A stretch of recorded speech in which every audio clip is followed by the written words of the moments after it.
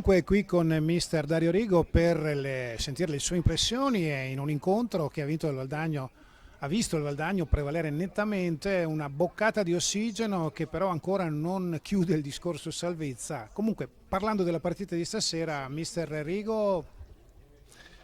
Ma la partita, diciamo, i ragazzi sono stati bravissimi a interpretare la partita come doveva essere interpretata. Siamo stati bravi a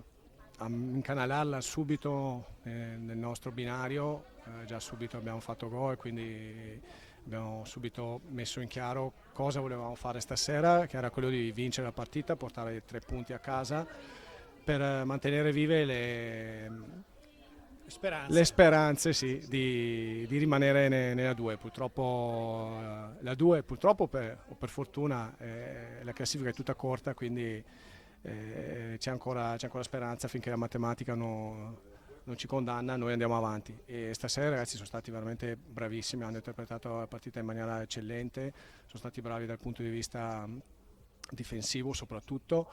e anche nei momenti più difficili sono stati bravi a soffrire, sono stati lì, hanno lottato fino in fondo tutti quanti, anche i ragazzi che hanno giocato meno sono stati partecipi della partita, hanno incitato i compagni, li hanno spinti da fuori, quindi veramente un plauso enorme a questi ragazzi qua perché lo meritano, perché so quanto ci tengono, quanto si impegnano durante la settimana per raggiungere l'obiettivo stagionale che,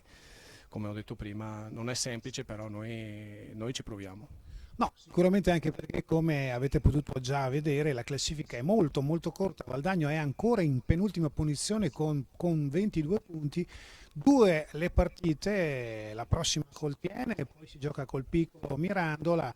però sono tutte quante veramente lì, potrebbe riuscendo a portare a casa tutti e due gli incontri, col Picco facendo corna,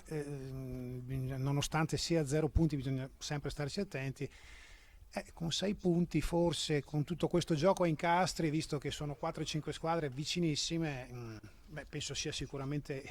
l'idea che ha in testa il mister. Ma sicuramente noi dobbiamo pensare alla partita di sabato, di domenica contro il Tiene e poi lì vediamo un po' tutti gli incastri come possono essere.